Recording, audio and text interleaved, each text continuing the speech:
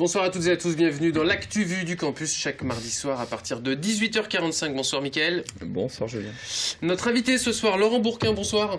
Bonsoir. Vous êtes enseignant-chercheur en lettres au Mans, vice-président du conseil scientifique. On va parler avec vous du métier d'enseignant-chercheur. Première question, est-ce qu'on est autant enseignant que chercheur ? Oui. Oui, les personnels enseignants-chercheurs de l'université sont recrutés à la fois pour leurs compétences en recherche et leurs compétences en enseignement, l'enseignement étant adossé à leur recherche. Ils sont chargés de diffuser auprès de notre public étudiant les résultats de la recherche, de les initier à la recherche. Vous avez... Pardon. Oui, c'est un gage de sérieux en fait pour les étudiants. C'est un système particulièrement spécifique à la France ou pas? Non, c'est pas un système spécifique à la France. Dans tous les pays développés, disons, on a le même système, avec en France un recrutement qui est particulièrement sélectif. Beaucoup de docteurs, parce qu'il faut avoir une thèse pour être enseignant-chercheur, essayent d'entrer à l'université et c'est difficile parce qu'il y a peu de postes.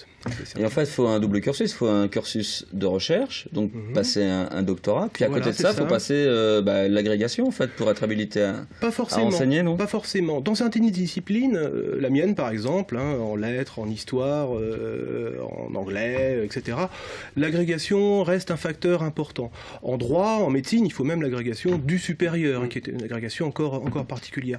Mais en fait, dans beaucoup de disciplines, on ne demande pas l'agrégation. En revanche, lors du recrutement, on est toujours très sensible au fait que les gens ont enseigné dans le secondaire. C'est important parce que, ma foi, les qualités pédagogiques d'un enseignant du secondaire, on en a aussi besoin dans le supérieur. Après tout, les étudiants qui arrivent en première année, ils viennent tout juste d'avoir le bac.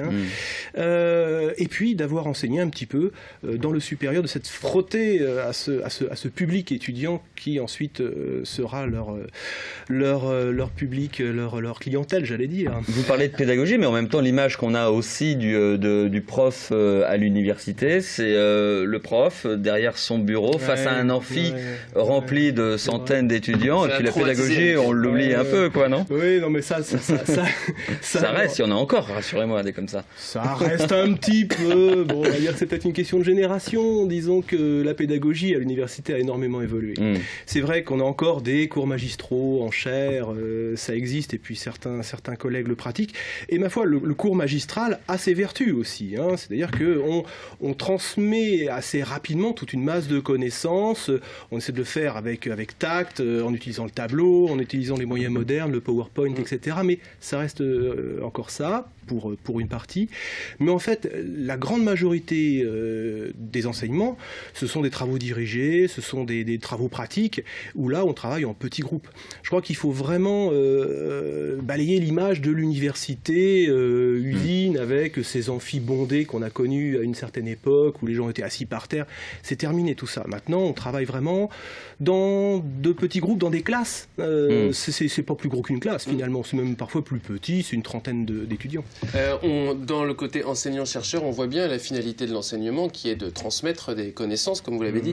Quand on est chercheur, on cherche sur quoi? Par exemple, si concrètement on parle de vous êtes enseignant-chercheur en lettres, vos travaux, un S à travail, vos travaux de recherche consistent en quoi?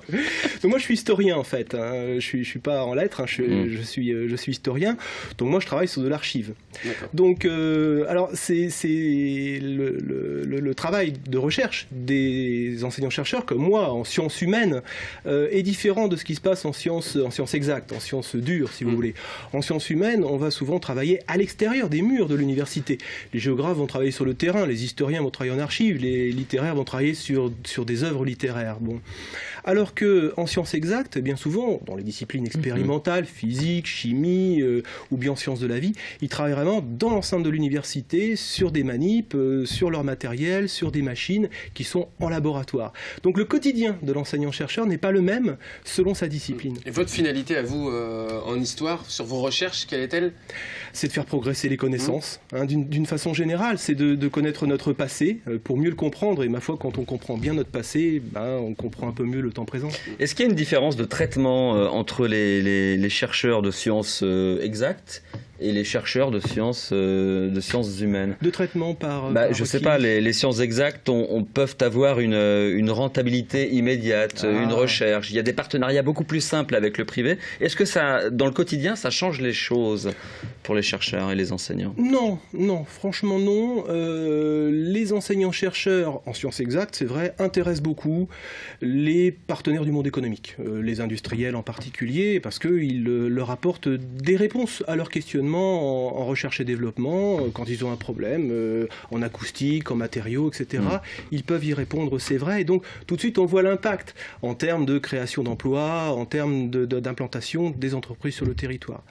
Mais les enseignants-chercheurs en sciences humaines, eux aussi ont leur intérêt, en particulier auprès des collectivités. Les collectivités sont friandes d'avoir des informations venant des sociologues, venant des géographes, venant des historiens, qui travaillent pour les historiens sur le patrimoine, par exemple.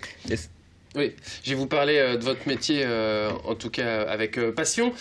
Aujourd'hui, on entend régulièrement dans différents médias qu'il y a quelques difficultés concernant la recherche. Vous vous sentez bien, vous, encore, ou sans être le porte-parole de vos collègues non plus, dans votre métier d'enseignant-chercheur?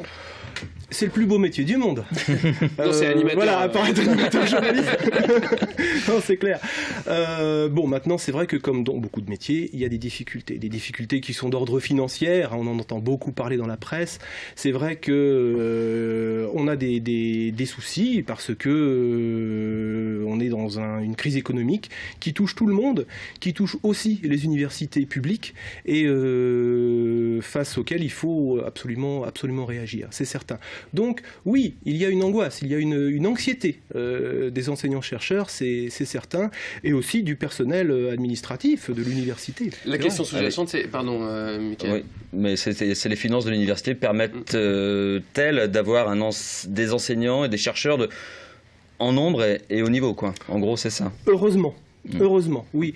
On a de très beaux projets, des projets d'excellence qui ont une visibilité nationale et pour beaucoup d'entre eux même internationale. L'Université du Maine est un établissement extrêmement intéressant de ce point de vue-là.